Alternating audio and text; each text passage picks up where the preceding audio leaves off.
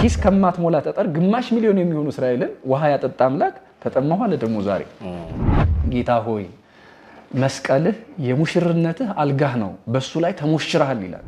ወደ ማርያም እንሄድ እስቲ። እሷ ማርያም የትኛዋ ነች ከሚለው እንጀምርና ያደረገችው ነገርና በዚህ ዘመን ምንድነው ሊሰጠን ትርጉም እንበል። እሱ በጣም ይሄ ፈሪሳዊ ስሞን የዚህ ዘመን ሰው ነው ይመስለኝ። ያው አሁን ቲክቶክ ምናምን ስልክ ምናምን ወይም የለም እንጂ ክርስቶስ እየበላ ራሱ ላይቭ የሚያሰራጨው ይመስለኛል። የሚፈልገው እሱ ነው። እኛ ቤት እኮ ነው ብለዋል። በቃ ያው የኛ ቤት ነው። አሁን ምሳ በልተናል ቡና ሊፈልል ሁሉ ይችላል። እንደዛ ሳስበው እንደዛ አይነት ሰው ነው። ለቀበሮች ጉድጓድ ለሰማይ ወፎች ማደሪያ ጎጆ አላቸው፣ ለኔ ግን ራሴን የማሳድርበት ቤት የለኝም ብሏል አይደል? ጎዳና ዳሪ ነበር ማለት ነው። ማለት እኮ ነው።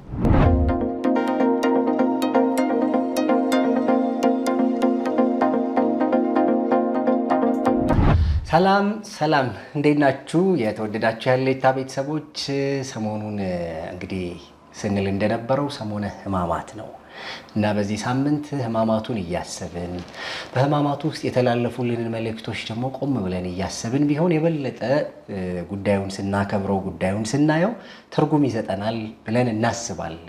ታዲያ ይሄንን ጉዳይ ለማድረግ ዛሬ ከመምህር ስሙር አላምራው ጋር ነኝ ያለሁት። መምህር ስሙር ለሚዲያችን አዲስ አይደለም፣ ከዚህ በፊትም መጥቷል። እንደውም በዚህ አጋጣሚ በጣም ማመስገን ወዳለሁኝ። በተለያየ ጊዜ እምነቶቻችን ላይ ብዙ ሰዎችን ይልክልኛል እና እግዚአብሔር ያክብርልኝ። መምህር እንኳን ደህና መጣ። እንኳን ደህና ቆየ። እንዴት ይዞሃል? እግዚአብሔር ይመስገን ሰላም። እንግዲህ ጾሙ ወደ መጠናቀቁ እየመጣ ነው። እንግዲህ 55ቱ ቀን ሊጠናቀቅ የተወሰኑ ቀናት ነው የቀሩት። በተለይ ደግሞ በዚህ ሳምንት መጨረሻው ሳምንት ላይ የምናስባቸው ቀናቶች አሉና ቀናቶቹን ስናስብ ቅዱሳት መጽሐፍትን እንድናይ እና ቆም ብለን እንድናስብ በጣም ይረዱናልና በቤተ ክርስቲያንም ቀናቶቹ የተሰጣቸው ስያሜ አለና ከረቡዕ ጀምሮ እስከ ዓርብ ያለውን ነው በዛሬ ጉዳያችን ላይ የምንዳስሰው። ረቡዕ ላይ ሆነን እናነሳለን። ረቡዕ በቤተ ክርስቲያን የተሰጠው ስያሜ አለ። በተለይ ከአንዲት ሴት ጋር በተያያዘ ብዙ ጉዳዩ ይነሳል። ረቡዕን እንዴት ብናስበው ጥሩ ነው? ምንድነው እሱ ላይ የተላለፈው ዋና መልእክት? በቤተ ክርስቲያን ምን አይነት ትምህርት አለው? እሱን እናንሳ።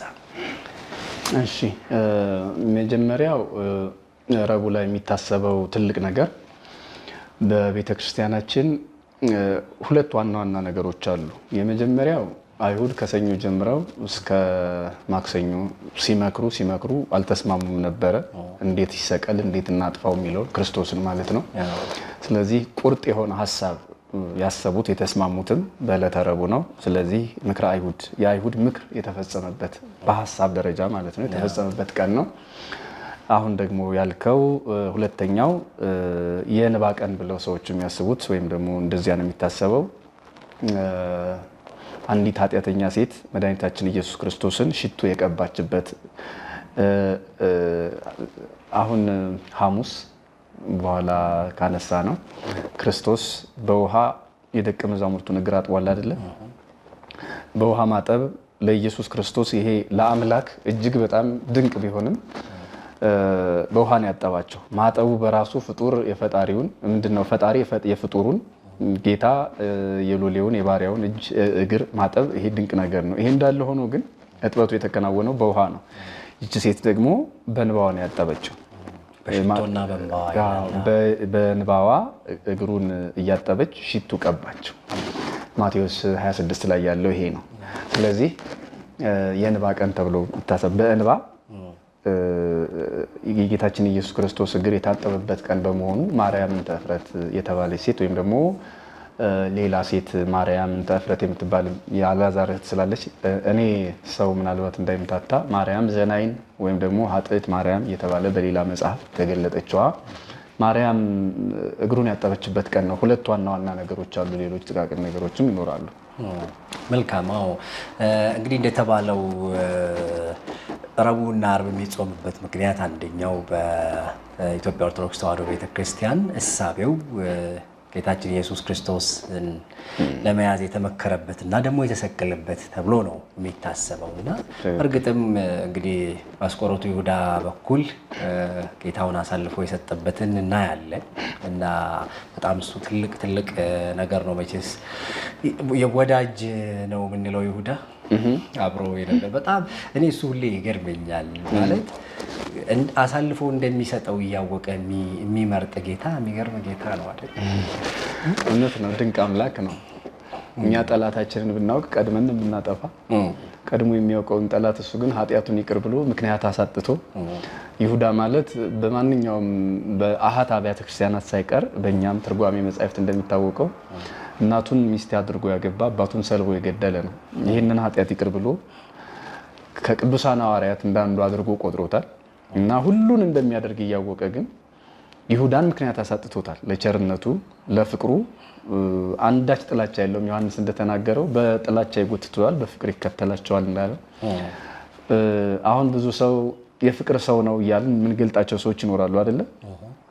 እገሌ ከልቡ ሰው ወዳጅ ነው፣ እገሌ የፍቅር ሰው ነው፣ እንደዚህ ነው፣ የሰላም ሰው ነው። ወደ ኢየሱስ ክርስቶስ ስንመጣ ግን የፍቅር አምላክ የምንለው አይደለም። የፍቅር አምላክ አይደለም፣ ራሱ ፍቅር ነው። የፍቅር ብለን በዘርፍ ወይ ደግሞ ቅጽል የሚባለው እንደዛ አይደለም የምንናገረው። ለክርስቶስ ራሱ ፍቅር ነው። እግዚአብሔር ፍቅር ነው የሚለው መጽሐፍ። ስለዚህ ፍቅር እንደዚህ ነው፣ አሳልፎ የሚሰጠውን የሚወድ ደግሞ ለሱ የሚሞት። ለነገሩ እኛም ከሱ ብዙ አንርቅም አይደል? እንደው ይሁዳን እንትናለው እንጂ በጣም በጊዜው የነበረውን ሁኔታ ስንመለከት አንዱ የምናየው ነገር በጣም ወዳጆቹ የነበሩ ማለት ጌታችን ራሱ እንደዛ አይደል ያለው? እለት በቤተ መቅደስ እኮ ከእናንተ ጋር ነበርኩ፣ ምንም እንደው ጋሻ ጃግሬዎቻቸውን ይዘው የዛኔ ትይዙኝ ትችሉ ነበረ፣ ነገር ግን ያው እናንተ ሳይሆን የአባቴ ፈቃድ እንዲፈጸም ነው እንደዛ የሆነው እስኪል ድረስ እንዲሆን ማለት ነውና እንደው ይሁዳን ሳስብ የይሁዳ መካድ ብቻ ሳይሆን የኛስ የዕለት ክህደት እንደው ይኖረው ይሆን ብለን እንድናስብ ያደርገናል አይደል? አላቀውም ብሎ እንደካደ እነ ጴጥሮስ ማለት ነው አይደል? እና እሱን ሳስብ እንደው ይሁዳ ያስደንቀናል እንጂ እኛም ከሱ ብዙ አንርቅም እላለሁ። ኧረ ምን እንደውም እኮ ብሩ ሊለያይ ይችላል። እንደውም ይሁዳስ በኋላ ንጹህ ደም ያፈሰስኩ ወይኔ ብሎ ተጸጽቷል። ዛሬ እኮ የጌታ የሆኑትንና ወይም አምላካቸውን በቀጥታ መሸጥ አምላካችንን መሸጥ አንችልም ከኛ ጋር ስለሌለ በአካለ ስጋ የሱ የሆኑትን መሸጥና መለወጥ በራሱ ሌላ አካለው። በነገራችን ላይ ሰው ራሱን ለኃጢአት ሲሸጥም ጌታውን ነው ይሸጥ። ምክንያቱም ቅዱስ ጳውሎስ አንደኛ ቆሮንቶስ 3:16 ላይ እናንተ የእግዚአብሔር ቤት የመንፈስ ቅዱስ ማደሪያ እንደሆናችሁ አታውቁምን? በሌላ በኩል መጽሐፍ እናንተ የራሳችሁ አይደላችሁም ይላል። እኛ ራሱ የክርስቶስ ነን። ክርስቶስ አድሮብናል። የፈጠረንም እሱ ነው። እግዚአብሔር ፈጥሮን እግዚአብሔር የሚያድርብን የእግዚአብሔር ቤተ መቅደሶች ነን። ስለዚህ ሰው ራሱን ለኃጢአት እንኳን ሲሸጥ የሚጎዳው ከራሱ በላይ የፈጠረውን እግዚአብሔርን ነው። ስዕል እንዲያውም ይሄን ያህል ዝቅ ላይ ይችላል። አንዳንዴ ህጹጽ ወይም ምሳሌዎቹ ጎደሉ ይሆናሉ እንጂ ስዕል ቢበላሽብህ በጣም የሚያምር ስዕል ቢበላሽ በጣም ያማረ ስዕል ቢያበላሽብህ አንድ ሰው ስዕሉ አይደለም የሚጎዳው ሰዓሊው ነው የበለጠ የሚያዝ ነው ወይም ደግሞ የስዕሉ ባለቤት። ተመሳሳይም እኛ የእግዚአብሔር ስዕሎቹ ነን። ከኛ በላይ ስለኛ የሚገደው አምላክ ነው ያለን። ሰዓሊያችን እሱ ነው። ከኛ በላይ ስለኛ የፈጠረን የሳለን ያውም ደግሞ በብሩሽ ቀለም ቀብቶ አይደለም ደም አፍሶ የሳለን የፈጠረን ፍጥረቶቹ እኛ ነን። ስለዚህ ሰው ሩቅ ነገር ሄዶ አይደለም ይሁዳ የሚሆነው በራሱ ላይ ነው ሰው ይሁዳ የሚሆነው። በራሱ ላይ ማለት ያው ግልጽ ነው። ሰው ራሱን ከእግዚአብሔር መንገድ ካወጣ ኑርበት ከተባለው የሰብአዊነት መንገድ ገለል ካለ ሰው ራሱ በሌላ አይደለም በህዝብ በወንድ በመና መጀመሪያ ራሱ ለራሱ ሰው ይሁዳ ይሆናል። ራሱን የሸጠ ለማን ለኃጢአት እና እንዳልከው ነው። ራሳችንን እንፈትሽ። ምናልባት ይሁዳ ቢያንስ ባደረገው ነገር ተጸጽቶ ጻጻቱ ስህተት ሆነበትና ደግሞ ታንቆ ሞተ። ቅዱስ ጴጥሮስ በሐዋርያ ሥራ ምዕራፍ 1 ላይ እንደገለጠው እንጂ መጸጸቱ በራሱ እኮ ሌላ ትምህርት ነው። እና ዛሬ አዳምን ሔዋንን ይሁዳን የምንወቅስበት ምንም ሞራል የለንም። አዳም ሔዋን ብንል ክርስቶስን እንዲወርድ ሰው እንዲሆን ያደረገው የበለስን ፍሬ መብላታቸው ነው አይደል? ዛሬ ያለው ዓለም እኮ የበለስን ፍሬ ብቻ አይደለም እየበላ ያለው፣ ግንዱን በልቶታል፣ ቅጠሉን በልቶታል፣ ስሩንም ግጦታል፣ በልቶታል። ምን ማለት ነው? አታድርግ የተባለውን ሁሉንም አድርጓል። አሁን በምድር ላይ ምን ያልተደረገ ነገር አለ? ለምሳሌ ከኃጢአት ከክፋት ወገን እኛ የምናውቀው ግን ያልተደረገ ሰው ያላደረገው ምን አለ? አሁን ድሮ በሌላ ዓለም ነበር የምንሰማው። አሁን ደግሞ በአይናችን የምናየው በጆሮአችን የምንሰማው የቅርብ ሆኖ ከክፋት ወገን እስኪ ምን ያልሆነ አለ?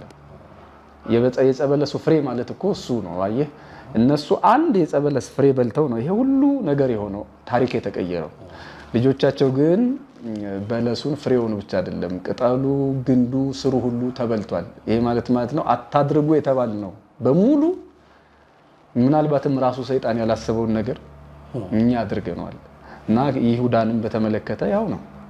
ይሁዳ ቢያንስ የሚጸጸት ልብ ኖሮት ራሱን ማጥፋቱ ስህተት ቢሆንም ብሩን እኮ አልተጠቀመም፣ በትኖታል።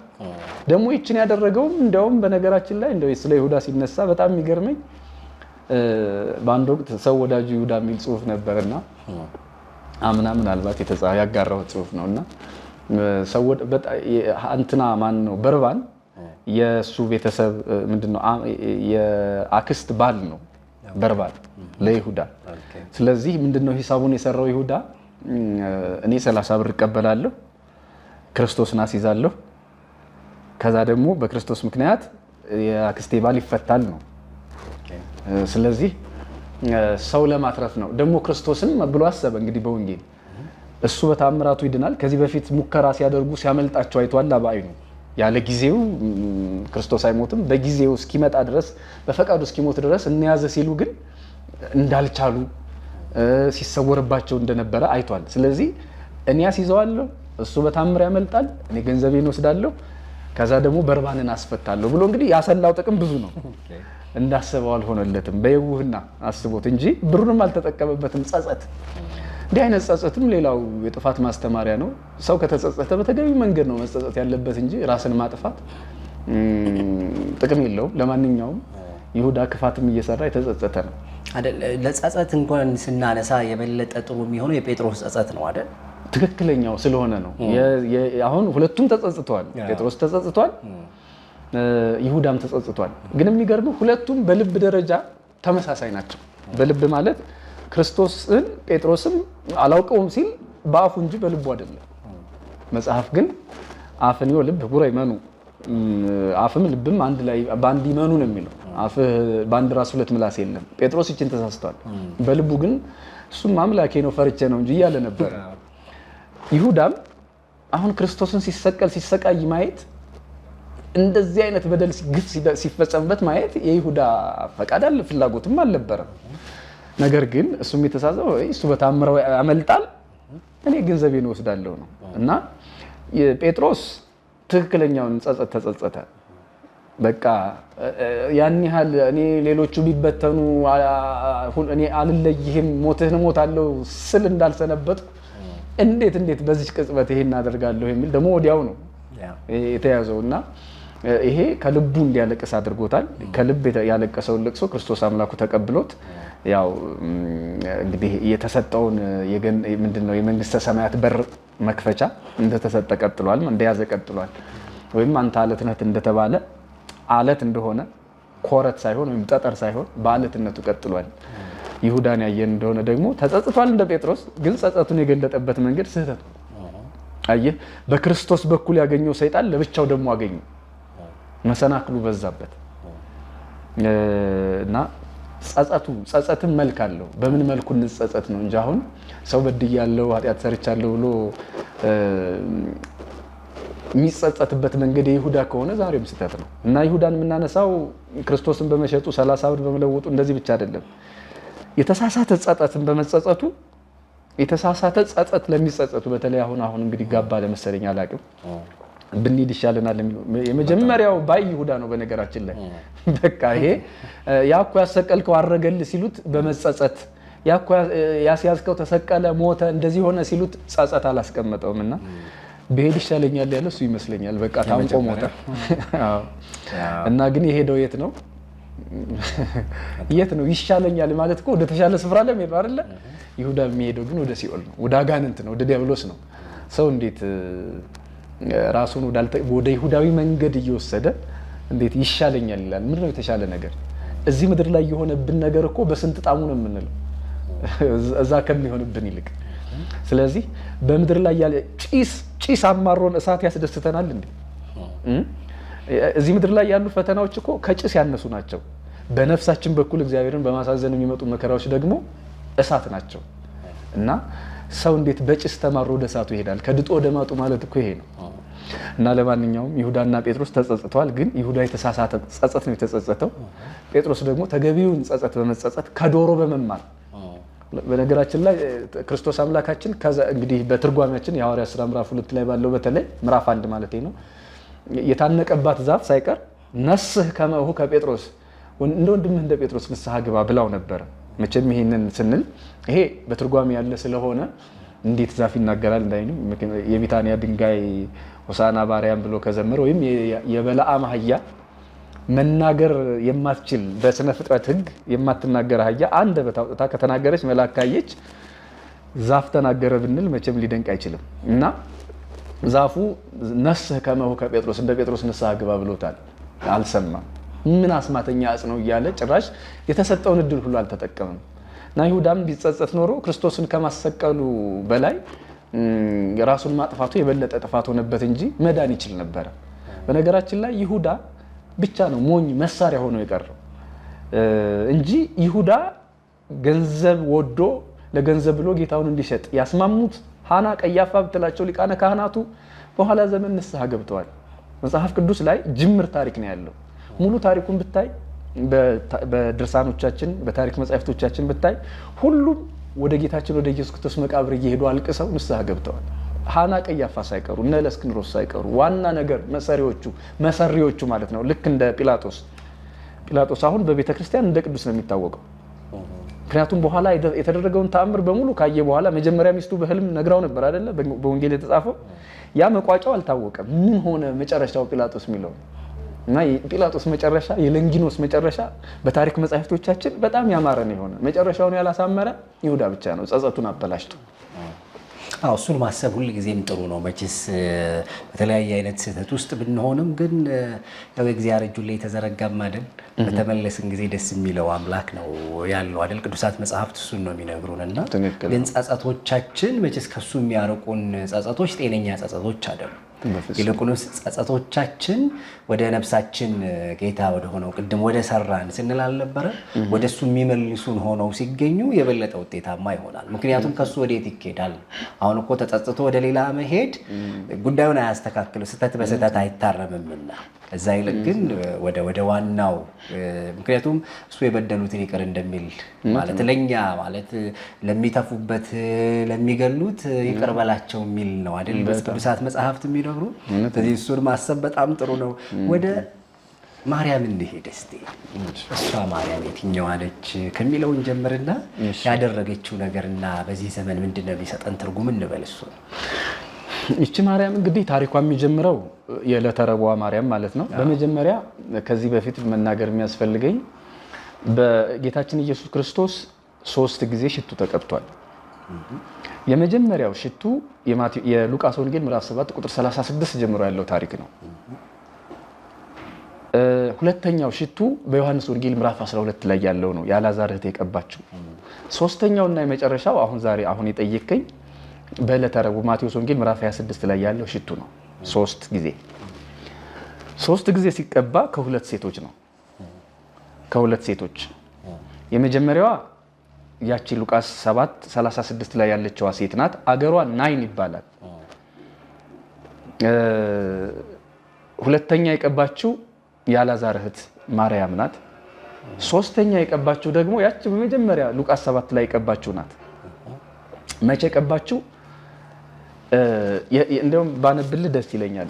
የሉቃስ ወንጌል ምዕራፍ 7 ቁጥር 36 ላይ መቼ ነው? መቼቱን ከኋላ ጀምረ ስትመለከተው ጌታችን ኢየሱስ ክርስቶስ ማስተማር የጀመረበት ነው። ገና ማስተማር የጀመረበት ተጠምቆ በቃና ዘገሊላ ተአምሩን አድርጎ ማስተማር የጀመረበት ወቅት ላይ ነው እና ያኔ ነው ገና በመዋዕለ ስብከቱ ማለት ነው። ስብከቱን ሲጀምር ነው የቀባችው።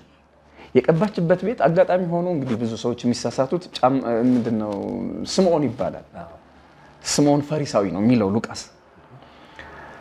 የማቴዎስ 26ቱን ደግሞ ያየን እንደሆነ ጌታችን ኢየሱስ ክርስቶስ ምን ይላል? ከ2 ቀን በኋላ ፋሲካ ይሆናል አለ። አየው ከሁለት ቀን በኋላ ረቡዕ ማለት ነው አሁን ዛሬ የምናስበው ወይም ረቡዕ ማታ ስለሆነ ለሐሙስ አጥቢያ ሐሙስ ማታ እንደማለት ነው የረቡዕ ቀኑ ከመሸ በኋላ የሐሙስ ምሽት ተብሎ ነው የሚቆጠረው አንዳንድ ጊዜ የተለያየ አገላለጽ ሊኖር ይችላል እና ረቡዕ ከፋሲካ ሊሆን ሁለት ቀን ሲቀረው ማቴዎስ 22 ቁጥር 1 ጀምሮ ያለው አየ መጀመሪያ በጥንታ ስብከቱ ገና ማስተማር ሲጀምር ይቀባቸው ሴት አሁን ደግሞ ሊሰቀል ሁለት ቀን ሲቀረው መጣ ሽቱ ቀባቸው ማለት ነው ሁለት ጊዜ ሶስተኛውን የቀባቸው ያላዛር እህት ከፋሲካ 6 ቀን አስቀድሞ ነው የሚለው የዮሐንስ ወንጌል ምዕራፍ 12 ቁጥር 1 ላይ ከፋሲካ 6 ቀን ቀድሞ ማቴዎስ ዮሐንስ 12 ማቴዎስ ግን 26 ቁጥር 1 ላይ ፋሲካ ሊሆን ሁለት ቀን ይቀረዋል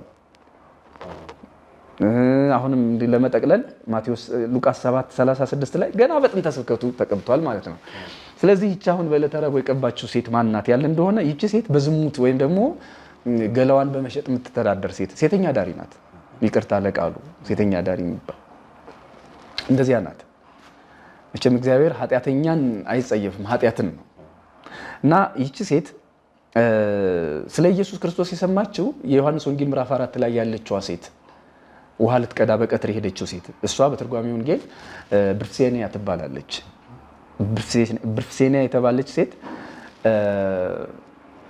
እንግዲህ የተለያዩ ባሎች ነበሯት ብዙ አግብታ ብዙ ፈታለች 5 ባሎች ነበሯት እሷ ማለት ናት እና ታምረ ኢየሱስ የተባለ መጽሐፋችን ደግሞ 5ቱንም ባሎች ይናገራል በዝርዝር ከነስማቸው ግብራቸው ምን እንደሆነ ለማንኛውም እሷን ይቅር ብሎ ይሄን ሁሉ ወንድ ስትፈታ ስታገባ የነበረችዋን ሴት ይቅር ካላት ያ በናዝሬት የተወለደው ከድንግል ማርያም የተወለደው ንጉስ ኢየሱስ ክርስቶስ እኔስ ይቅር አይለኝም ወይ ብላ ያሰበች ወይም ደግሞ አራያ ያደረገች የዮሐንስ ወንጌል ምዕራፍ 4 ላይ ያለችዋ ሳምራዊቷን ሴት ወይም ደግሞ ብርፍሴንያን ነው እና እሷን ይቅር ካለን እኔንም ይቅር ብላ አሰበች እና ይሄንን እንድታስብ ያደረጋት ደግሞ ሌላው ነገር ያው እንደሚታወቀው ከለታት ባንድ ቀን መስታወት ፊት ቆማ መልኳን አየችው እና እንዲህ አለች አጋጣሚ መጽሐፉን ቢይዝልህ በዚህ ጉዳይ ላይ ተጻፈ መጽሐፍ ስለነበረ ደስ ይለኝ ነበር አልያዝኩም ግን ማስተዋወሰው ልበልልህ አይኖቿን አየቻቸው በጣም ያምራሉ አይኖቼ ሆይ በጣም ታምራላችሁ ኩል አሳምራችኋል ነገር ግን ሞት የተባለ ዕዳ ወደ እናንተ በመጣ ጊዜ ይሄ ኩል ከመፍሰስ ያድናችኋልን ፊቴ ሆይ በጣም ታበራለህ ቀለም መዋቢያው አስውቦሃል አሳምሮሃል አስጊጦሃል ነገር ግን ወደ መቃብር በሄድክ ጊዜ ይሄ መዋቢያ ከሞት ከመፍረስ ከመፍሰስ ይታደጋልን እግሮቼ ሆይ ዛሬ ወደ ኃጢአት ትሮጣላችሁ ጥንካሬ ያላችሁ ውበት አላችሁ ነገር ግን ተገንዛችሁ ወደ መቃብር ትወርዳላችሁ መቃብር ወደ እናንተ ሲመጣ ሮጣችሁ ታመልጡት ዘንድ ትችላላችሁን እያለች ስለ ሁሉም አካላቶቿ በሞት እንደሚጠፉ የማይጠፋ ውበት የነፍስ መሆኑን ተረዳች አሰበችና እዚያው መስታወቱ ላይ ይሄ ኃላፊ ጠፊ የሆነ ውበት የማይጠፋ ክብር ሊያሳጣኛ አይገባም ናዝሬት ገሊላ እየተመላለሰ ወደሚያስተምረው ወደ ኢየሱስ ክርስቶስ ሄጄ ኃጢአቴን ይቅር መባል አለብኝ አለች አደረገችው ስለዚህ እሷን ነው የምናስበው ባጭሩና የ300 ምንድነው የ300 ወቄት ወርቅ ወይም ደግሞ መክሊት የሚያወጣ ናርዶስ የተባለ ሽቱ ይዛ ነው ሄደችው አልባስጥሮስ ብልቃጡ አልባስጥሮስ ይባላል አንዳንዴ ራሱ ሽቱም እንደዛ ተብሎ ይጠራል በዚያ ሽቱ ኢየሱስ ክርስቶስን ቀባቸው በነገራችን ላይ እዚህ ጋር መናገር ያለብን ወይም ደግሞ አድማጮች ማወቅ ያለባቸው ይሄ ሽቱ ራሱ የጌታችን ኢየሱስ ክርስቶስ እንደሆነ የቤተክርስቲያን ታሪክ ይናገራል መድኃኒታችን ኢየሱስ ክርስቶስ በእናቱ ጀርባ ሆኖ ተሰዷል በተሰደደ ጊዜ ሰው ነውና በሰው ስጋ ተገልጧልና ይደክመዋል ያልበዋል ታጥቦ ነበር በታጠበ ጊዜ ዝም ብሎ ቆሻሻ አልሆነም ከሱ የወጣው ጣቢ ዝም ብሎ ቆሻሻ አልሆነም ሰዎች ሁሉ የተገረሙበት አንዳች እስከዛሬ ያልተሰማ ያልታየ የማንንም የፍጥረት ሁሉ አፍንጫ የማያቀው ሽታ መጣ እና እሱን የጥጦስ እናት በነገራችን ላይ የዮሐንስ ወንጌል ምዕራፍ 12 ትርጓሜ ስትመለከት የጥጦስ እህት እንደሆነች ይነገራል ይቺ ኃጢአተኛዋ ማርያም ማለት ነው ይቺ ያላዛር እህት አይደለችም አሁን ያወራናት ያለው አድማጮቹ በጣም ብዙ ስህተቶች ይሰራሉና ይቺ ያላዛር እህት አይደለችም እስካሁን እናነሳት የጥጦስ እህት እንደሆነች እንደውም ትርጓሜው ይናገራል የዮሐንስ 12 ትርጓሜ ማለት ነው። እና ይሄ ቤት እድለኛ ቤት ይመስለኛል። እንግዲህ በዮሐንስ ወንጌል ትርጓሜ አገላለጥ የጥጦስ እህት ከሆነች ጥጦስ መቼ ነው የመጣው? የሉቃስ ወንጌል ምዕራፍ 23 ላይ በተሰቀለ ጊዜ ወንጌላውያን እንደገለጡት ክርስቶስ በተሰቀለ ጊዜ በመንግስት በመጣ ጊዜ አስበኝ ብሎ ነው እዛው ተሰቅሎ እድሜ ዘመናቸውን መጽሐፍ እያነበቡ የሙሴን የነቢያትን ሕግ እናውቃለን የሚሉ ሰዎች ልባቸው ድንጋይ ሲሆን ድንጋይስ ተተርትሯል አይደል? ያኔ ስጋ የለበሰ ደም የሚዘዋወርበት ልብ እምቢ ሲል ከድንጋይ ከአለት ሲደነድን የዚያ ሽፍታ የዛ ቀማኛ ተብሎ የሚጠራ የጥጦስ ልብ ግን ተሰብሮ አቤቱ በመንግስት በመጣ ጊዜ አስበኝ ብሎ እንጥፍጣፊ ሰዓቱን ነው የተጠቀመባት ወደ ገነት የገባባት። ወንድሟ ይሄን አደረገ። እሷም በመጀመሪያ ከወንድሟ ቀድማ ያደረገችው ይሄንን ነው። ጊዜዋ በዝሙት አልቋል፣ ባክኗል። የባከነ ጊዜ ላይ ከደረሰች በኋላ ግን ጌታ ኢየሱስ ክርስቶስን እፈልገዋለሁ ብላ ሽቱ ይዛ ሄደች እና ይሄ ሽቱ ከራሱ ከጌታችን ከኢየሱስ ክርስቶስ አካል የተገኘ ነው። ነገስታት የተወሰነውን ሲቀቡ ኖረው አንድ ሀድኖክ የተባለ ነጋዴ ውስጥ በውድ ዋጋ የሚገዛው ሰው ስለሌለ በተአምር እሷን ሲጠብቅ ቆየ። ከሱ ገዝታ ስትሄድ በጣም የሚገርመው እንግዲህ ማርያም ኃጥእት ወይም ደግሞ የኃጢአተኛዋ ማርያም ታሪክ በጣም የሚገርመው ይሄ ነው።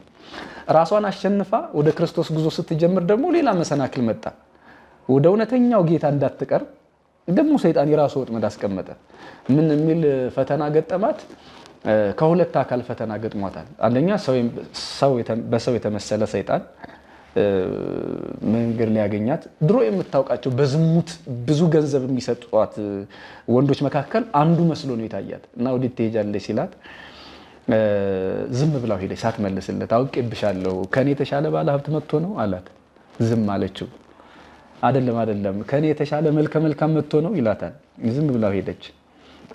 በኋላ ፍቅሩ ያላለቀለት እንግዳ ሰው መጥቶልሽ ነው ጀማሪ ፍቅረኛ አግኝተሽ ነው እያለ ብዙ ነገር ህሊናዋን ለመስበር ያላደረገው ነገር የለም እና እሷ ሄዳ መጨረሻ ላይ እንዲህ አለችው። ባለሀብት መጥቶ ነው ያልከው? አዎ ባለሀብት፣ ሰማይና ምድርን የዘረጋ ሁሉ በእጁ በደጁ የሆነ ሁሉን የፈጠረ አምላክ ባለሀብት እሱ መጥቷል። ወደ እሱ ነው የምሄደው። አዲስ ፍቅር ላልከው? አዎ ሰውን ወዶ ኃጢአተኞችን ይቅር ብሎ እኔንም ይቅር ይለኝ ዘንድ ልማጸነው ሄዳለሁ። ለሱ አዲስ ፍቅር እኔ ለሱ ፍቅር አለኝ፣ እሱም ለኔ ፍቅር አለው። ለሰው ልጆች ብሎ እንደመጣ ሰምቻለሁ።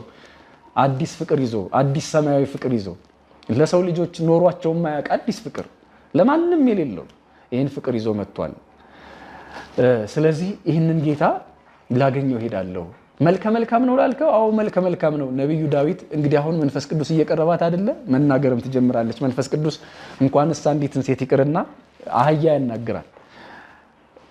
መልኩ ወይም ደምግባቱ ከሰው ልጆች ሁሉ ያምራል ተብሎ የተነገረለት ነው። አዎ ያምራል፣ በመልክም ይበልጣል፣ ወደሱ ነው የሚሄደው አለች። ደግሞ ሌላ ፈተና ገጠማት። ሉቃስ 7 ላይ ባለቤቱ ይሄ ፈሪሳዊ ስምዖን ወደ ቤቱ በገባች ጊዜ ኢየሱስ ክርስቶስን በእንባዋ እያጠበች ሽቱ ስትቀባው አይቶ በጣም የሚያሳዝን ነገር ነው የተናገረው። ይህች ዘማ ሴት ስትነካው ይሄ ነብይ እንዴት ዝም አላት? ኃጢአተኛ ሲነካው ለኃጢአተኞች እንደመጣ አያውቅም። እሱ መድኃኒት ነው። መድኃኒት ለበሽተኞች እንደሆነ አያውቅም። በሽታቸው ታመው መታመማቸውን ለማያውቁ በሽተኞች በእርግጥ አልሆነም። እሱም ታማሚ ነው፣ ግን መታመሙን አያውቅም። ፈሪሳዊው ራሱ ግብዝ ነው። ክርስቶስን ከቤቱ የጠራው ለምሳ ያኮ ተአምራትን የሚያደርገው አምላክ ወይም ደግሞ መሲህ እዚያ ስምዖን ቤት ገባ ተብሎ እንዲወራለት ነው። ያ ሙታንን የሚያስነሳው ውራንን የሚያበራው እኮ ከሱ ቤት ገብቶ በላ እንዲባል ነው የፈለገው እንጂ በረከት ፈልጎ አምላክነቱን ፈልጎት ይቅርታውን ፈልጎት ፍቅሩ ገብቶት አይደለም የጋበዘው። ይሄ ፈሪሳዊ ስምዖን የዚህ ዘመን ሰው ነው ይመስለኝ። ያው አሁን ቲክቶክ ምናምን ስልክ ምናምን ወይም የለም እንጂ ክርስቶስ እየበላ ራሱ ላይቭ የሚያሰራጨው ይመስለኛል። የሚፈልገው እሱን ነው።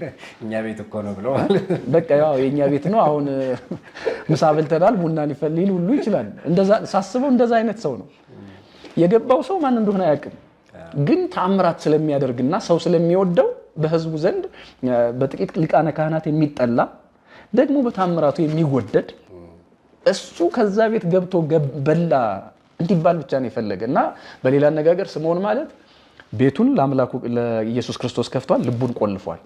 ይቺ ሴት ደግሞ በሯን የምትኖርበትን ቤት ቆልፋ ልቧን ከፍታ ወደ ክርስቶስ መጣለች።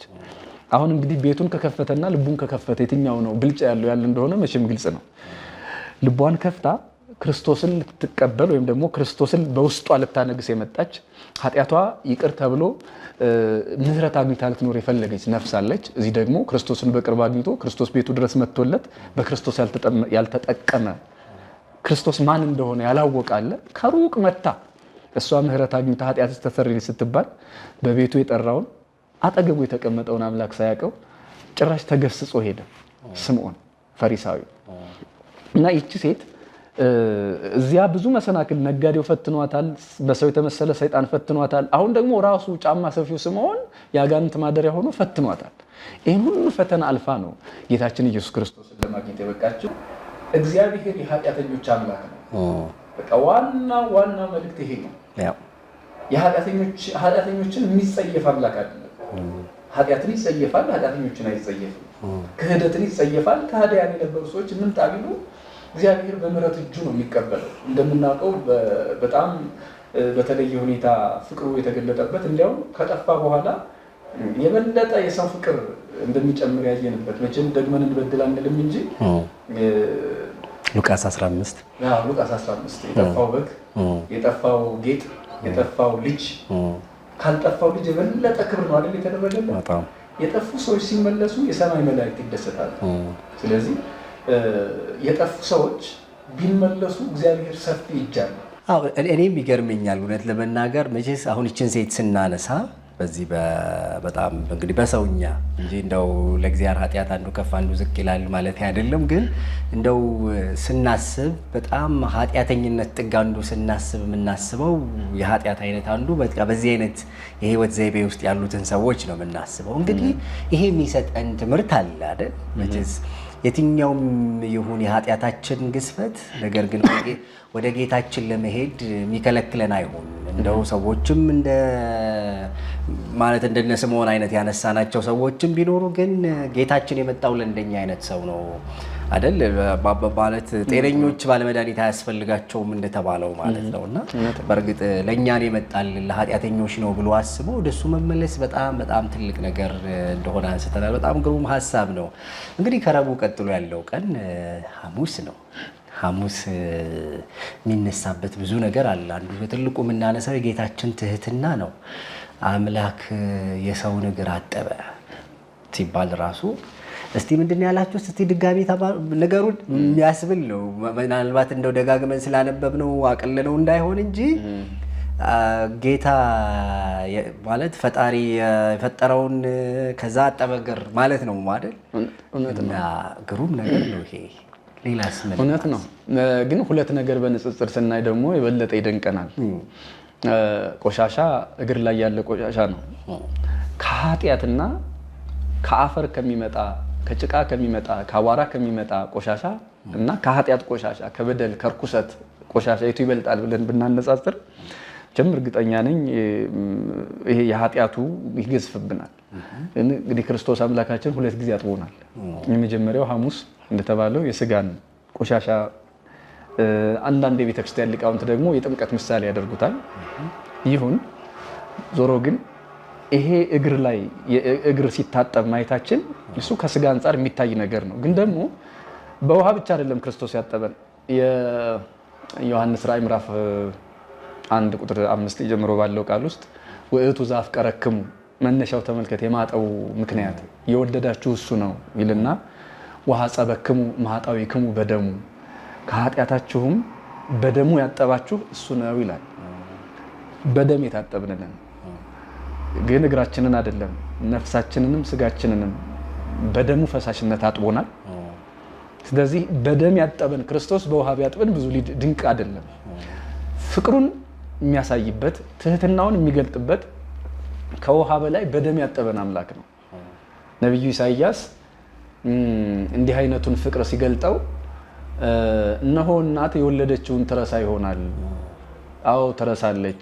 ጽዮን ሆይ አንቺም እግዚአብሔር ረስቶኛል ትያለሽ።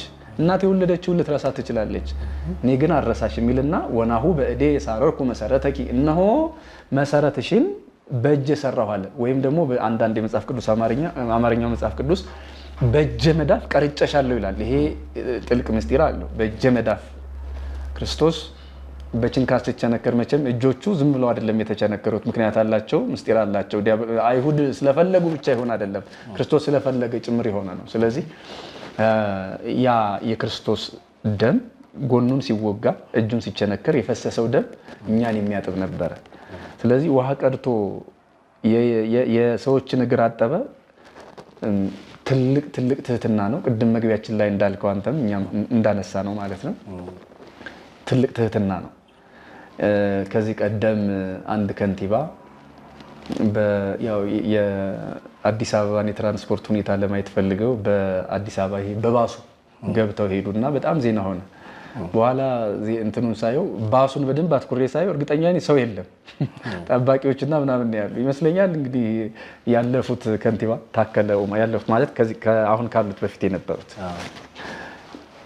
ማየቱ አሁን ይሄ በአፍሪካ ወይ ምናልባት ወይ ደግሞ በእኛ ሀገር ያልተለመደ ሊሆን ይችላል። ባለስልጣኑ ወደዛ የህዝብ መመላለሻ ትራንስፖርትን ማየቱ እና ዜና ሆነ። በጣም ነው የሚገርመኝ። እኔ በጣም እንግዲህ ሰው ነገ ዛሬ አንቱ የተባለ ሰው ዛሬ በክብር የሚጠራ ሰው ነገ ህሱር የወደቀ አፈር ትቢያ የሚሆን እፍኝ አፈር የሚሆን ሰው ይህን ያህል የሚደንቅ ከሆነ በስልጣን ዘመኑ በስልጣን ጊዜው ክርስቶስ አምላካችን መለኮት ሆኖ ወይም ደግሞ እግዚአብሔር ሆኖ አምላክ ሆኖ በአህያ ጀርባ ተጭኖ ሲሄድ ቤት አልባ ሲሆን የማቴዎስ ወንጌል ምዕራፍ 8 ላይ ለቀበሮች ጉድጓድ ለሰማይ ወፎች ማደሪያ ጎጆ አላቸው፣ ለኔ ግን ራሴን የማሳድርበት ቤት የለኝም ብሏል አይደል? ጎዳና ዳሪ ነበር ማለት ነው። ማለት እኮ ነው። እንደዚያ ነው። ጫካ ውስጥ ነው ሌሊት በጫካ ቀን በምኩራብ ነበር የሚውለው።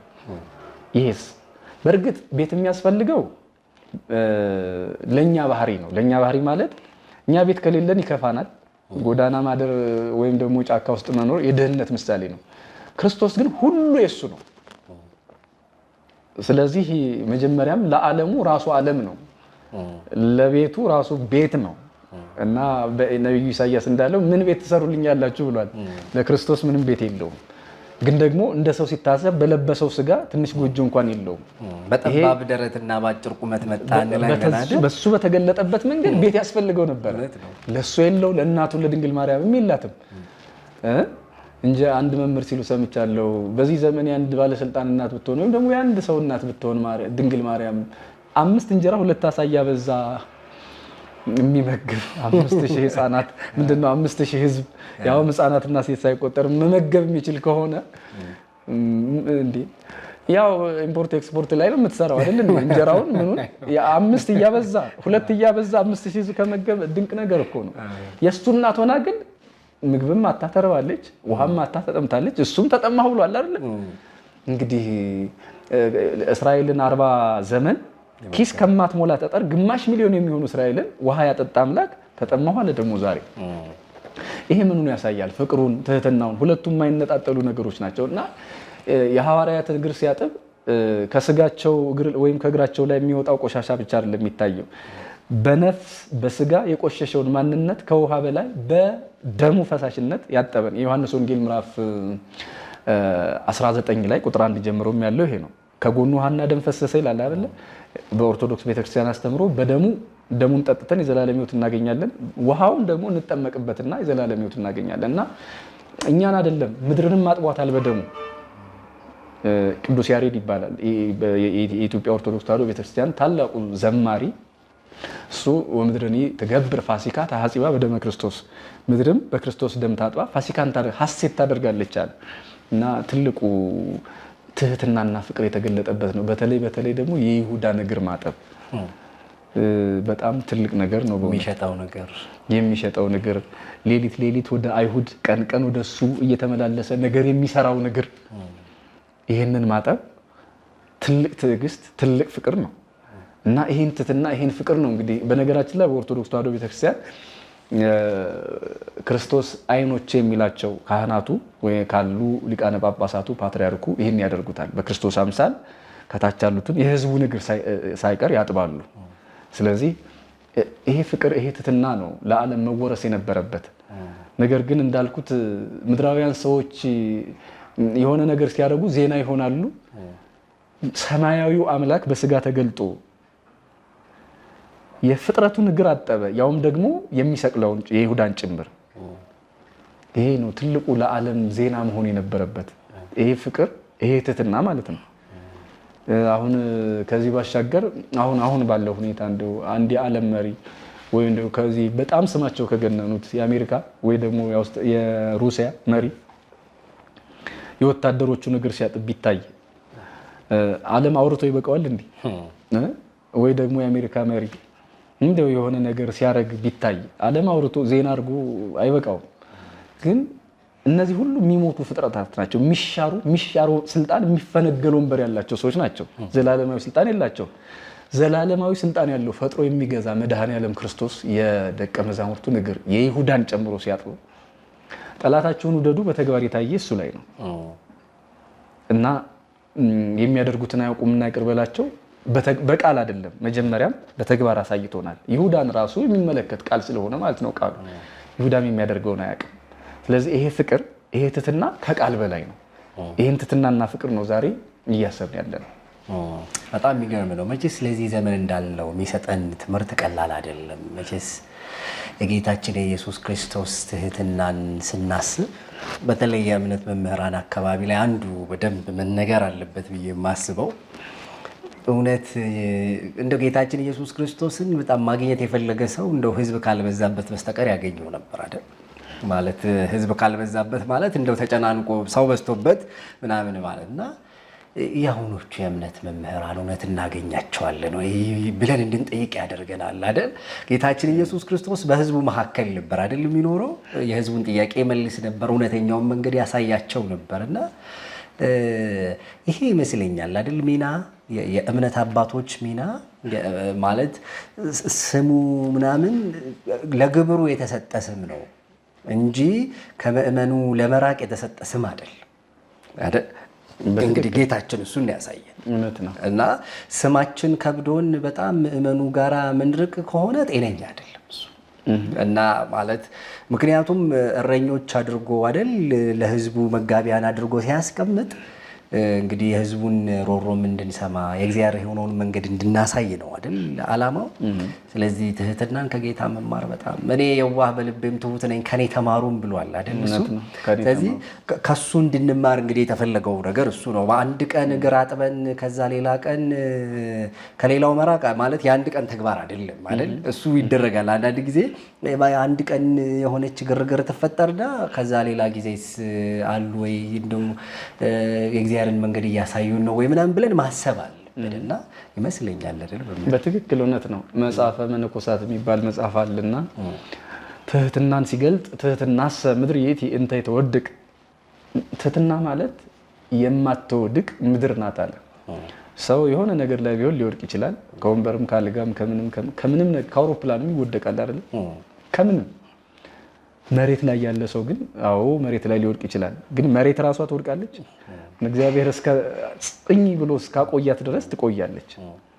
ስለዚህ ትህትና ማለት ልክ እንደ መሬት ሁሉን የምታሳርፍ ወደ ላይ ቢወጣ ወደ ታች ቢመጣ የሁሉ ማረፊያ የሆነች የየትኛውም መንፈሳዊ ሕይወት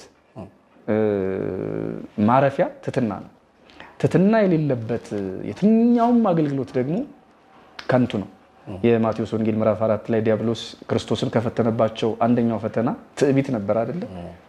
ክርስቶስ በምን አሸነፈው? በትህትና። ስለዚህ ይሄ ትህትና ምድር ላይ ቅድም አንተ እንዳልከው ትንሽ ዝና ስትመጣ ትንሽ እውቀት ስትመጣ ሰዎች ከአይን መሰወር ነው የሚፈልጉት። ህዝብ በዛበት ህዝብ ላለመሽተት በህዝብ ካፌ፣ በህዝብ ትራንስፖርት፣ በህዝብ መንገድ መጠቀም ይሄ ተለመደ አይደለም። በእርግጥ የአፍሪካ መሪዎች እንኳን ስለሚፈሩ ጭምር ይመስለኛል መንገድ የሚይዘው ከህዝብ ለመሰወር ብቻ አይደለም፣ ፍርሃትም አለ። ኢየሱስ ክርስቶስ ግን ንጉሠ ነገሥት ነው። ያው የምናየው በህዝብ ጥላ ነው። አገልጋይ ማለት በህዝብ ጥላ ነው የሚኖረው። በህዝብ ጥላ የለም አለ እየተባለ የሚሰወር አይደለም። በእርግጥ ክርስቶስን ያገኙት ነበር ስለ አንደኛ በአካልም ተገኝቷል፣ ሁለተኛ ደግሞ ልዩነቱ እሱ በሐሳብም ይገኛል። ብናስበው እንኳን ያገኘናል፣ እናገኘዋለን። እኛ ወይ በአካል አንገኝ ወይ በሐሳብ አንገናኝ፣ አስቸጋሪ ነው። አንድ ምናልባት ብዙ ጊዜ ስለ ሙጋቤ ይነገራል። በጣም ካስገረመኝ ነገር እሳቸው ይሆኑ አይሆኑ አላውቅም፣ ተጽፎ ያየሁት ክርስቶስ ለኛ አራያ ሲሆን የተራበ 5000 ህዝብ ህፃናትና ሴቶችን ሳይቆጥር መገበ፣ 5 እንጀራ 2 ዓሣ አብዝቶ። የዚህ ዘመን የክርስቶስ እንደራሴ ነኝ የሚል መምህር አገልጋይ ደግሞ ከ5000 ድሃ ዓሣና እንጀራ ይቀማል፣ ራሱ ይመገባል፣ ከድሃ ይመገባል። እሱ አራያ የሆነን በመመገብ ነው። ይሄ ማለት አገልጋይ አስራቱን በኩራቱን ከቤተ ክርስቲያን አያገኝ ማለት አይደለም፣ ያገኛል። ግን ደግሞ በድሃ መቀነት እየኖረ ከድሃ መራቅም በፍጹም ኦርቶዶክሳዊ በተለይ በኦርቶዶክስ ተዋሕዶ ቤተክርስቲያን የማይመከር ነው፣ ከንቱነትም ነው። እና ክርስቶስ አምላካችን በትዕቢት የመጣውን ሰይጣን በትህትና መለሰና ለሁሉ የተጠመቀበትን ውሃ ብታየው እንዲህ በጥምቀት ጊዜ እንደምንማረው አይደለ? በወተት ቢጠመቅ በማር ቢጠመቅ እንደ ድሮ ባላባቶች በወተት ይዋኙ ነበር አይደለ? በማር በምን ብዙ ከብት አለን ለማለት ብዙ ቀፎ አለን ለማለት ሀብታቸውን የሚገልጡበት እንደዛ ነው። በዚያ መንገድ ቢያደርገው ኖሮ እንግዲህ ሌላ ልጅነትን የእግዚአብሔር ልጅ መሆንን ጥምቀትን ድሆች አያገኙትም ነበር። አሁን ድሆችም የሚያገኙት በውሃ የተጠመቀው ለሁሉ የተገባ ለሁሉ የቀረበ አምላክ መሆኑን ለመግለጥ ነው። ስለዚህ የትህትና አምላክ ነው፣ ደግሞም የፍቅር አምላክ ነው። በተለይ ትህትናና ፍቅር በዚህ ሰዓት ስለ ክርስቶስ አፍ አውጥተው የሚናገሩበት ነው። በትምህርት ሳይሆን በሕይወት የገለጣቸው ስለሆነ ማለት ነው። እውነት ነው። በጣም መልካም ሀሳቦች እያነሳን ነው። ዕለተ ስቅለት ላይ ነው ያለ ነው። ስቅለቱን እናስባለን። መቼስ ሁል ጊዜም ስናስብ ምናልባት እንደው ከዚህ ብጀምር ጥሩ ነው ያለባበሴን አይተው ሰዎች እንደው በስቅለት እንደዚህ ጻዕዳ የሆነ ልብስ ለበስክ ይሉኝ ይሆን ብዬ አስባለሁ፣ በትንሹ ማለት ነው። እንደው ስለ ጌታችን ስቅለት ስናስብ እያዘንን ነው ደስ የሚለን አይደል? አያው ነገር አለው። እያዘንን ነው ደስ የሚለን ማለት መቼስ መከራው ደስ የሚል መከራ አይደለም። ማንም ላይ መከራ ቢደርስበት ደስ አይልም። ግን እግዚአብሔር አብ ራሱ በጣም እያዘነ የተደሰተ እንደሆነ ነው ማስበው። ቅዱሳት መጽሐፍት እንደሱ ነው የሚነግሩን። ምክንያቱም አንድያ ልጁን ሰጠ አይደል የሚለው ቅዱሱ መጽሐፍ። አንድያ ልጁን በመስጠቱ እንደው ያዝናል የሚደርስበት ጌታችን ራሱ እኮ ብሏል አይደል? ጉዳዩ በጣም ከባድ ከመሆኑ የተነሳ አባቶ ብትወድስ እቺ ጽዋ ከኔ ትለፍ፣ ነገር ግን ብሏል ደግሞ አይደል? የኔ ፍቃድ ሳይሆን ያንተ ይሁን እስኪል ድረስ በጣም ተጨንቋልና ጉዳዩ ቀላል አይደለም። ምክንያቱም ኢሳይያስ በትንቢቱ ላይ እንደሱ አይደል የነገረን? ኢሳይያስ 53 ላይ የሁላችንንም ኃጢአት በእርሱ ላይ አኖረ ነው አይደል የሚለው? እና ኃጢአት መሸከም በጣም ከባድ ነው፣ ቀላል አይደለም መከራው። እና እግዚአብሔር አብ እንትኑን ያውቀዋል ማለት መከራውን፣ ሐዘኑን፣ ሸክሙ መብዛቱን ያውቀዋል። ግን ደግሞ ምንም ድርድር የለውም በዛ መንገድ ብቻ ነው ማትረፊያ። ምክንያቱም ሊወክል የሚችለው እሱ ስለሆነ ከሰውም አይደል ወኪል ሊሆን የሚችለው ንጹህ ስለሆነ የሱን ያህል ንጹህ ሆኖ ሊወክልን የሚችል ስለሌለ ማለት ነውና እና እያዘንን ነው ደስ ያለንና እንደው ልብሴ እንደዛ ቢታሰብልኝ ብዬ ነውና። አይ ለምሳሌ ሰው በሰርግ ቀን ያዝናል ወይስ ይደሰታል? ደስታል። ምናልባት ወጪው ከበዛበት ሊያዝን ይችላል። ከዚያ ውጭ ግን ሰርግ የደስታ ቀን ነው። የዮሐንስ መኃልየ ምዕራፍ 3 ቁጥር 11 ላይ ጸአት ረአይ አዋልደ ጽዮን ለንጉሥ ሰሎሞን በአክሊል ዘአስተቀጸለቱ እሙ አመለ ተበራሁ ወአመለ ተፍስሐ ልቡ። በልቡ የደስታ ቀን በሰርጉ ቀን እናቱ የደፋችለትን ዘውድ ደፍቶ ንጉሥ ሰሎሞንን ታዩ ዘንድ እናንተ የኢየሩሳሌም ቆነጃጅት ኑ ውጡ ይላል። በልቡ የደስታ ቀን በሰርጉ ቀን ነው የሚለው። እቺም ሰሎሞን የሰርግ ቀን የለውም፣ ለራሱም አይደለም የጻፈው፣ ከስንቱ ጋር ሰርጉ ይጨርሰዋል። ግን ሰሎሞን የተባለው እውነተኛው ስም የኢየሱስ ክርስቶስ። በነገራችን ላይ ኢያሱ፣ ኢሳይያስ፣ ሰሎሞን የሚባሉ ስሞች ለክርስቶስ የቀረቡ ናቸው። እና ሰሎሞን የሚለው ፍቅር ማለት ነው፣ ሰላም ማለት ነው። እና ስምነቱ ለክርስቶስ ይቀርባል። እና በልቡ የደስታ ቀን በሰርጉ ቀን የሚለው ዕለተ ዓርብ ነው። አንዳንድ መምህራን ገሊላ ያገባ ነው ሲሉ ሊሰቀለው ይላሉ። ማለት የክርስቶስ የሰርግ ቀን ዕለተ ዓርብ ነው። እና አባ ጊዮርጊስ ዘጋስጫም ይህንን መጽሐፍ ቅዱስ የተረጉመው ጸልቦ ከግዚኦ ዘውእቱ አራተ መርአከ ዘበላዕሌሁ ተመርዐውከ፣ ጌታ ሆይ መስቀልህ የሙሽርነትህ አልጋህ ነው፣ በሱ ላይ ተሞሽረሃል ይላል። እንዴት ነው የተሞሸረ? መቼስ የሰርግ ቀን ማለት ቢያንስ 7 ነገሮች ይደረጉበታል። ከሰባቱ ሁለቱን ልንገርህ። የሰርግ ቀን ለምንድን ነው ዕለተ ዓርብ የሰርግ ቀን የተባለውን አድማጮች እንዲረዱት ማለት ነው። መጀመሪያው የሰርግ ቀን ማለት ባልና ሚስት አንድ አካል የሚሆኑበት ቀን ነው። የጋብቻ ቀንን ነው የሰርግ ቀን እያልን ያለ ነው። እና በዚህ የሰርግ ቀን ባልና ሚስት አንድ አካል ከሆኑ ለክርስቶስ ይሄ ዕለተ ዓርብ ለምንድን ነው የሰርግ ቀን የተባለ ያለ እንደሆነ እኛም ከክርስቶስ ጋር አንድነትን የፈጠርንበት ክርስቶስ ደሙን አፍስሶልን ስጋውን ቆርሶልን ከሱ ጋር አንድ ይሆን ነው።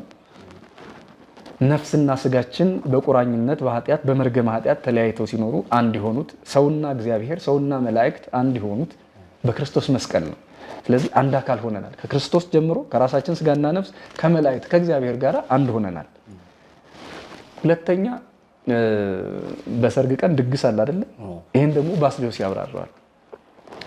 በሰርጉ ቀን ራሱን የሚያርድ ሙሽራ አለው ይላል። በሰርጉ ቀን ራሱን ካረደ ሙሽራው ሙሽራ አይሆንም፣ የሚበላውም የለም በዚህ ምድር ላይ። የሙሽራው ስጋ ከተበላ ምኑን ሰርግ ይባላል? ወታ ገብረ ክርስቶስ ለእግዚአብሔር የእግዚአብሔር ልጅ ክርስቶስ ግን በሰርጉ ቀን ራሱን አረደ አለ። ስጋዬን ብሉ ደሜን ጠጡ አለ። እኔ የህይወት እንጀራ ነኝ አለ። የህይወት እንጀራነቱን ከተናገረ በኋላ ዮሐንስ ወንጌል ምዕራፍ 6 ላይ ምዕራፍ 19 ላይ የህይወት እንጀራ ነኝ ያለው እሱ ክርስቶስ ስጋውን ቆረሰ ደሙን አፈሰሰ። ስለዚህ በሰርጉ ቀን የተበላ የተጠጣ በጎቹ የበሉት መልካም እረኛ ክርስቶስ ነው። በጎቹ የጠጡት መልካም እረኛ መድኃኔዓለም ነው። ስለዚህ ይሄ ምግብ የሰርግ ቀን ማለት ምግብ የሚዘጋጅበት ድግስ ያለበት አይደለም። ስለዚህ ክርስቶስም ራሱን ደገሰ በሰርጉ ቀን። ለሁላችሁም እንደውም ጥሪም ሁሉ ተደረገ አይደል? ማቴዎስ 22 ላይ ደግሞ በቃ መንገደኛው ሁሉ እየበላ በጣም ጥቂቶቹ ብቻ ሲቀሩ አንዱ ወደ የተለያየ ምክንያት እያበዙ ሲሄዱ ያልታደሉት ቀሩ፣ የታደሉት መጡ እና የሰርግ ቀን የሚባለው ከዚህ የተነሳ ነው። የሰርግ ቀን ማለት በሌላ አነጋገር የባልና የሚስት አይተዋወቁ የነበሩ ባልና ሚስት በቤተሰብ በምን አንድነት የሚፈጥሩበት አይደለም። በክርስቶስ መስቀል ህዝብና አህዛብ የተለያየ አምልኮ፣ የተለያየ ምልከታ፣ የተለያየ ሐሳብ የነበራቸው ህዝቡና አህዛቡ አንድ የሆኑበት ነው። ታምራቱን አይተው በክርስቶስ መስቀልና መሰቀል ምክንያት አንድ የሆኑበት ነው። ስለዚህ የክርስቶስ የስቅለት ቀን የሰርግ ቀን ተብሎ ይጠራል። በሌላ አነጋገር የምናዝነው ይሄ ሁሉ በደል የደረሰው በእኛ በደል መሆኑ ምክንያት ነው። በእኛ በደል በእኛ ጥፋት አዳም አትብላ የተባለውን በልቶ ባመጣው በደል ይሄ ሁሉ መከራ በክርስቶስ ላይ ደረሰ። 6666 ጊዜ ተገረፈ፣ ስጋው አልቆ አጥንቱ እስኪታይ ተገረፈ። ይሄ በሰው በደል መሆኑ ነው የሚያሳዝነን እንጂ በእኛ ጥፋት ምክንያት እሱ መሰቃየቱ ነው እንጂ የሚያሳዝነው የክርስቶስ መስቀልማ ለኛም ደስታችን ነው። እንዲያውም አንድ በጣም ደስ የሚል ቅኔ አለ። ስላሴ ቅኔ የሊቃውንት ቅኔ ነው። ምን ከታች ልበልልህ እንዳይረዝምብኝ። እንተ ከመዝሰ ግብርም ከመላ አዳም ተውበ ወረከበት ሔዋን ዘይተረክበ ካይበ ይሳብ ሀቢ ሆሙ አበ ለበለስ ይምትርወ ካይበ። ምን ማለት መሰለ? ምን አለ አዳምና ሔዋን ዕፀ በለስን እንደገና ቢበሉት ይላል። ለምን ቢባል አንድ ጊዜ ዕፀ በለስን በሉና የማናየውን አምላክ ወይ እግዚአብሔር ወልድን ሰው ሆኖ ስጋ ለብሶ እንድናየው አደረጉን። በክብር ላይ ክብር በጣም ላይ ጣም እንጨመርልን አደረጉ። ስለዚህ ምንድነው የሚለው? ምንድነው ወረከበት ሔዋን ዘይተረክበ ሔዋንም ድሮ ዕፀ በለስን ከመብላቷ በፊት ያልነበራትን ጸጋና ክብር ካገኘች አዳምም እንደዛ ይሄንን ካገኘ ምን አለ እንደገና ደግሞ ዕፀ በለስን አሁንም እዚያው በቅርብ አግኝተው ቢበሉት ለምን የሚለውን ደግሞ ካይበ ይሳብ ሀቢ ሆሙ አበ ደግሞ እንደገና ወልድን እንዳየ ነው በዚያ ዘመን እንደታየ ወልድ ምን አለ ደግሞ አብ መጥቶ ብናየው በእኛ ዘመን ለሁለተኛ ጊዜ መጥቶ ብናየው እና በለሱን እንደገና ቢቆርጡት ቢበሉት ይላል። ይሄ እንግዲህ ቅኔ ጠባይ ነው። ምንድነው ኃጢአት እንስራ ማለት አይደለም። እግዚአብሔርን ለማየት መጓጓት፣ እግዚአብሔርን ለማየት መናፈቅ የተደረገ ቅኔ ነው እንጂ በለስን አንበላው። እግዚአብሔርን ለማየት ቅኔ እንደዚህ ይገለጣል እና በክብር ላይ ክብር በጣም ላይ ጣዕም የተጨመረበት የደስታ ቀናችን ነው። በሌላ መልኩ ዲያብሎስ አሽሟጦ ነበር አይደለ? ይሄንን ዕፀ በለስ ብትበሉ እንደ እግዚአብሔር ትሆናላችሁ ኦሪት ዘፍጥረት ምዕራፍ 3 ላይ ይሄው ሆነለት እኮ። እሱ በሽሙጥ በሽንገላ በምጸት የተናገረው ቃል ይሄው ስጋ አምላክ ሆነ። ዮሐንስ እንደነገረን ዮሐንስ ወንጌል ምዕራፍ 1 ቁጥር 14 ላይ ቃልም ስጋ ሆነ የሌለ ቃል ስጋ ሆነ ስጋም ቃል ሆነ። ስለዚህ አምላክ ሰው ሆነ ሰው አምላክ ሆነ በሚለው ቃል ውስጥ እንደ እግዚአብሔር ትሆናላችሁ አለ። የነሱ ስጋ የባህሪ አምላክ ሆነ እና ዲያብሎስ ዛሬ እንግዲህ የክርስቶስን ወይም ደግሞ የስጋን አምላክነት ያሾፈበትን ገነት ላይ የተዘባበተበትን ስጋ አምላክ ሆኖ በአይኑ ያየበት ነው መስቀል ላይ ማለት ነው። ትምህርተ ኅቡዓት የሚባል አለ። ዛሬ እንግዲህ ከሱ ትርጉም እንደመጣው ነው ወደዚህ የመጣው የድካም መልክ ምናልባት ፊቴ ላይ ካለ እና ኪዳን ትምህርተ ኅቡዓቱ በጣም ብዙ ጊዜ መኑ ይሄ እንደ ተራ ፍጡር ተሰቅሎ ነገር ግን እኔ ነፍሱን እቆራኝ ዘንድ ስጋውን ነካ ዘንድ የማይቻለኝ ይሄ ማን ነው? ክብር ስብሐት ክብር ብርሃን የሚከበው ይሄ ማን ነው? ታጎልኩም ዝንቱ ከሱ የተነሳ ወይን የጠፋሁ እያለ ዲያብሎስ የተናገረበት ቃል ነው እና ቀን ነው ይሄ ቀን እና አምላክ ምንድነው ያሾፈበት ገነት ላይ የተዘባበተበት ስጋ አምላክ ሆኖ መስቀል ላይ ተሰቅሎ እሱን የቀጣበት ነው። ስለዚህ ዲያብሎስም የእጁን ያገኘበት ነው ማለት ነው። እንደዋዛ የተናገረው እንደ እግዚአብሔር ትሆናላችሁ ያለው የአዳምና የሔዋን ከገነት የተሰደደ ስጋ ከድንግል ማርያም በተወለደው በእግዚአብሔር ቃል በእግዚአብሔር ወልድ አማካኝነት ስጋ አምላክ ሆነ፣ ዲያብሎስን ቀጣው። ያሾፈው ቃል እውነት ሆኖ መጣበት ማለት ነው፣ ያሾፈበት ቃል። ስለዚህ ይሄ ቃል ለኛ አጋንንት ናቸው የሚያዝኑበት። በዋናነት ሀዘኑ የአጋንንት ነው፣ የአይሁድ ነው። በተለየ ሁኔታ ግን ደግሞ እኛ የምናዝነው እንዳልኩት በእኛ በደል ይሄ ሁሉ ስለሆነ ነው እንጂ አንተ እንዳልከው የአብ የመንፈስ ቅዱስ የወልድም ደስታ ይሄው ነው። ግን ደግሞ ፀሐይ፣ ጨረቃ፣ ከዋክብት ጨልመዋል። ለምን ጨለሙ? ጨካኞች አይሁድ በራሳቸው በደል ለራሳቸው ዋጋ ለራሳቸው ክብር የመጣላቸውን አምላክ ስላላወቁ እኔማ ፀሐይ፣ ጨረቃ፣ ከዋክብት እኛም ብርሃን አናሳይም እናንተ ማታዩትም ብለው ጨለሙ መጽሐፍ ወንጌል እንደሚነግረን። ስለዚህ ይሄ የሐዘን ምልክት ነው። ፍጥረት ሁሉ አዝኗል። ግን ደግሞ ያዘነው በሰው ልጅ ክፋት ምክንያት ነው እንጂ በክርስቶስ መሰቀል ብቻ አይደለም። የክርስቶስ መስቀልማ ቅድም እንዳየነው የሰርግ ቀን የልብ የደስታ ቀን ተብሏል እና በተለይ ዛሬ ደግሞ ለአዳምና ለሔዋን ትልቁ የደስታ ቀናቸው ነው። እንዴት ያለ እንደሆነ በሲኦል ውስጥ ሳሉ 5500 ዘመን ተፈጽሞ ለመጀመሪያ ጊዜ በኦርቶዶክስ ቤተክርስቲያን ውስጥ ሰላም ለኩልክሙ ሰላም ለሁላችሁ ይሁን የሚለውን ቃል ሲኦል ውስጥ ነው ያሰማው ክርስቶስ አምላካችን። ዛሬ በቅዳሴ በኦርቶዶክስ ቤተክርስቲያን በኢትዮጵያ ኦርቶዶክስ ቤተክርስቲያን ሰላም ለኩልክሙ የሚለው የካህኑ ቃል ከክርስቶስ የመጣ ነው። የት ነው የተነገረ? ለመጀመሪያ ጊዜ ይሄ ቃል የተሰበከው ሲኦል ውስጥ ነው። ስለዚህ ክርስቶስ ባይሰቀል አንደኛ ጴጥሮስ ላይ እንደሚናገረው አይደል? በሲኦልም ሄዶ ነፍሳት እሱ ነው ይሄ በሲኦል ላሉ ነፍሳት ነፃነትን ሰበከ የሚለው ቃል እሱ ነው። እውነት ነው። ስለዚህ ወደ ሲኦል የሄደ ክርስቶስ አምላካችን ነፍሳትን ሰላም ሰጥቶ ወደ ገነት ወደ መንግስተ ሰማያት ሊያሸጋግር አይደለም። ስለዚህ ነፍሳት የሚወጡበት ቀን ለነሱ ሐዘን ሊሆን አይችልም። የሚያዝኑት በእነሱ ጥፋት መከራ ሊቀበል የማይገባው አምላክ መከራ ተቀብሎ እነሱ ሊቀበሉት የሚገባውን መከራ የሰው ልጅ ሊቀበለው የሚገባውን መከራ ንጹህ ባህሪ አምላክ መከራውን ተቀበለ። ይሄ ነው የሚያሳዝነን። ፀሐይ፣ ጨረቃ፣ ከዋክብትን ያሳዝናቸው ይሄ ነው እንጂ የክርስቶስ መስቀል ጸጋ ክብር ነው የሆነው። እሱን ለማለት ነው። መልካም። በእውነት እንደው አንዳንዴ ምን ልብ ያስባለው በዓል ስናከብር ብዙ በዓላቶቻችን እነዚህ ሃይማኖታዊ በዓላቶቻችንን ስናከብር አንዳንዴ ዋናው ነገር ይዘነጋና ሌላ ጥቃቅን ነገሩ ላይ ትኩረት እያደረግን እንደውም ምን ይባላል ለምሳሌ የጌታችን ልደት ሲከበር ባለ ልደቱ የሌለበት ልደት እናከብራለን እንዴ ተብሎ ይነሳልና አሁን ስቅለትንም ትንሳኤንም ስናስብ የትንሳኤውን ጌታ እያሰብን አይደል? የተሰቀለው ለኔ ነው የሚለው አይደል ትልቁ ሐሳብ። እሱ ላይ መቋጫ ሐሳብ እናስቀም። እውነት ነው። አሁን ብዙ ጊዜ ያው የኛ ነገር ስነ በዓልና ስነ በዓል ይለያያል። አሁን የኛ ስነ በዓል ማለት ህዝብ በዛ ሲል ያው ከብዙሃኑ ጋራ መዘመር ምን ማለት መስገዱ መልካም እኮ ነው። ግን ይሄ ስነ በዓል እንዳይሆን ያስፈራል።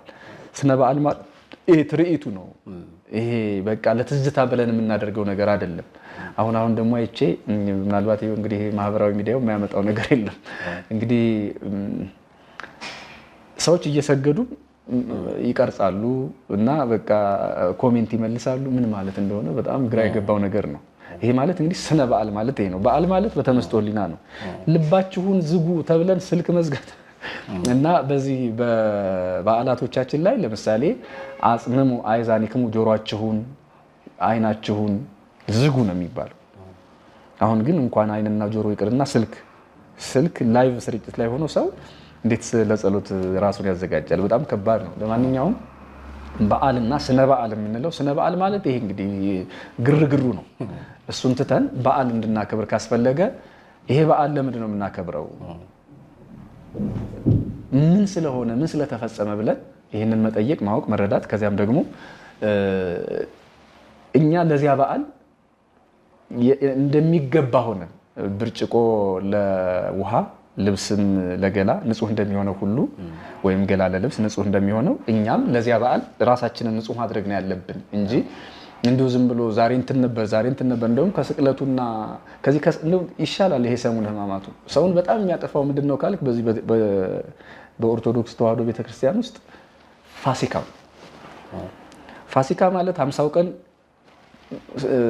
ጾም የለም፣ ስግደት የለም፣ ቀኖናዎች የሉም። በአጠቃላይ አይፈቀድም በልዩ ምክንያት ካልሆነ በስተቀር እና በመንግስተ ሰማያት ገብተን ለመኖራችን ምሳሌ ነው። በመንግስተ ሰማያት መውደቅ፣ መነሳት፣ መራብ፣ መጠማት የለምና እሱን ነው የምናስታውስበት። ሰው ግን ዓለምን እንጂ የሚያስታውስበት ገነት መንግስተ ሰማያትን አይደለም። እንደውም ግጥሙን አላስታውስም እንጂ ማን ነው ይመስለኛል ዲያቆን ነው ካሊ እንደዛ ከሆነ ካልተሳሳትኩ እኛ መሞት ጀመርን አንተ ስትነሳ ምንድነው የምንሳለፈ ጾም ጸሎት ተረሳ እኛ መሞት ጀመርን አንተ ስትነሳ የሚል ግጥም አይቻለሁና በክርስቶስ ትንሣኤ ላይ የሚሞት ሰው አለ። በጣም ብዙ ሰክሮ የሚሞት አለ። የሚሞት ስልህ ነፍሱ ከስጋው መለየት አይደለም። በቃ ትንሣኤን አከበርኩ ብሎ ሰው እንዴት እንደገና በልቶ ጠጥቶ ይሄ የቤቱ ያልጋው ትራስ አልበቃ ብሎ ግርግዳ ተንተርሶ እስኪያድር ድረስ ሰው እንዴት ይበላል? ሰው እንዴት ይህንስ ያህል ይጠጣል? እና በጣም አስቸጋሪ ነው። በዓላቶቻችን ከስካር እስካልወጡ ድረስ ክርስቶስ ሲነሳ እኛ እየሞትን ነው። ከሆድ ካልወጣን ከበግ ስጋና ከዶሮ ከእንቁላል ወጥተን አሁን ይሄ ኃጢአት ነው እያልን አይደለም መብላቱ፣ መጠጣቱ፣ መደሰቱ። ነገር ግን ልኩንና መጠኑን ካጣ ሰው የሚሞትበት እንጂ ትንሣኤን የሚያስብበት አይደለም። ይሄ 50 ቀን መንግስተ ሰማያትን የምናስብበት የደስታ ቀናችን ነው። ዲያብሎስ ድል ተነሳ፣ ክርስቶስ ከመቃብር ተነሳ እያልን ሰላምን፣ ደስታን፣ ፍቅርን የምናውጅበት ነው። መልካም እውነት ነው። በተለይ ሲፈሰክ እንደውም አንዳንዶች የኃጢአት ቀጠሮ ሁሉ ይይዛሉ። እንግዲህ ሲፈሰክ ምናምን ብለው አይሆንም መያዣውም እንደሱ የሚሆንባቸው ጊዜያቶች እንዳሉ ብዙ ጊዜ ይነገራልና እንደተባለው ነው። መቼስ ትክክለኛ የሆነን ነገር በቆሸሸ ነገር አንቀበለው በፍጹም አይደል? ይህንን ፋሲካ እንደውም እኔ የምፈራው እንደ ቫለንታይን እንዳናረገው ሰዎች ምን እንደሚሰሩ ምን እንደሚደረግ መቼም ዜናዎችን ሰምተናል። ትንሣኤ ማለት ለኛ ምንድነው? ጥምቀት ማለት ለኛ ምንድነው? እኔ አሁን ባህል ጎጂ ካልሆነ በሃይማኖትም እንደ ባህልም ጥሩ ከሆነ ችግር የለውም። ግን እንደው ሰው ጥምቀት ሲል ሎሚ መወርወር ትዝ ካለው ይሄ ችግር ነው። ትንሣኤ ሲባል ከክርስቶስ ትንሣኤ ከክርስቶስ ሞቶ መነሳት እና የራስን ትንሣኤ ከማሰብ በላይ የምግብ ጉዳይ ብቻ ትዝ የሚለው ከሆነ ሰው ይሄም ችግር ነው እና እንዳልከው እጅግ በጣም ከባድ ነው። እና የኛ በዓላቶቻችን አንዳንዴ ይሄ ባህል ይጫናቸዋል። በዓልነታቸውን ባህል ይጫናቸውና እንዲሁ የልማድ በቃ ሰው በዓላት ሲመጡ አይተ ከሆነ የዘመን መለወጫ፣ የትንሣኤ፣ የልደት፣ የጥምቀት የምንም እንደዚህ አካባቢ በልዩ ልዩ በዓላት ላይ ሰው ወንበር ይቀይራል፣ ሶፋውን ራሱን ወይ ደግሞ የሶፋውን ልብስ ይቀይራል፣ የቤቱን ቀለም ይቀይራል፣ ብቻ የሆነ ነገር ብቻ ያስተካክላል። ኃጢአት አይደለም፣ ኃጢአት ሊሆን አይችልም። ሰው ራሱን መቼ ነው የሚያስተካክለው? በዓል ሲመጣ ምንድነው? ቤትስ ተስተካክሎ ሰው ልቡ ካልተስተካከለ ምን ጥቅም አለው? ቤቱን አድሶ ሰው ሐሳቡ ካረጀ አይምሮ ካረጀ ምን ጥቅም አለው? ስለዚህ የክርስቶስ ትንሣኤ ሁሌም አዲስ ነው እና ምናልባት እንደማጠቃለያ ከሆነ መልካም የክርስቶስን ትንሣኤ ስናስብ ብዙ የሞተ ነገር አለ። ሰው ሞተ የምንለው ምናልባት እንደው አፈር ሲጫነው አይደለም። አፈርን የተጫነ ሟችም አለ። አፈር የተጫነው ብቻ ሳይሆን ከመቃብር በታች የሆነ ብቻ ሳይሆን ከመቃብር በላይ የሆነ ሟችም አለ። ይሄ ሟች እንዲህ አይነት ህይወት ባለበት ሀገርና ምድር ዓለም ላይ ስለምንኖር እንዲህ አይነቱ ሰው ትንሣኤ ልቡና ያስፈልገዋል። ሁሌ እንደሚባለው ትንሣኤ ልቡና ምንድነው? የፈጠረንን ማወቅ፣ በፈጠረን ህግና ስርዓት መኖር፣ እንደ እንስሳ አለመኖር፣ የምንወደውን ሃይማኖት ከመውደድ አልፈን ማወቅ መረዳት ባህላችን ልናደርግ ይገባል። በተለይ የበዓልን መንፈሳዊ ዓላማ ለስጋዊ ነገር ብቻ ማዋል ይሄ በጣም ከንቱነት ነውና ወደ ዋናው መንፈሳዊ በዓል መተን ቅድም እንዳልኩት ቤት ስናስተካክል ራሳችን ተጣመን መሆን የለብንም። የቤትን ቀለምና ሶፋ ስንቀያይር ስናድስ እኛ ያፈጀ የጥላቻ የጦርነት ታሪክ ቢቀርልን ሞታችን ሞቶ ጥላቻ ተቀብሮ እኛ የምንነሳበት ዘመን እንዲሆን ነው የምመኘው።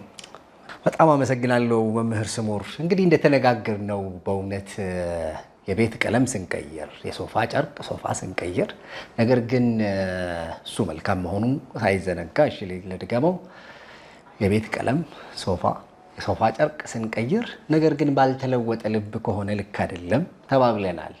በእውነት ጌታችን ኢየሱስ ክርስቶስ ስለኛ ኃጢያት ያደረገውን ለዓለም ሁሉ ራሱን አሳልፎ የሰጠውን ጌታ አስበን እንድንውል ትንሣኤውንም ስናከብር በእውነት እግዚአብሔርን በሚያከብር መንገድ እሱ ለኛ ያደረገውን በማሰብ እንድናከብር ለሁላችን መልካም በዓል እንዲሆን ከወዲሁ እመኛለሁ። አብራችሁን ስለነበራችሁ ከልብ እናመሰግናለን።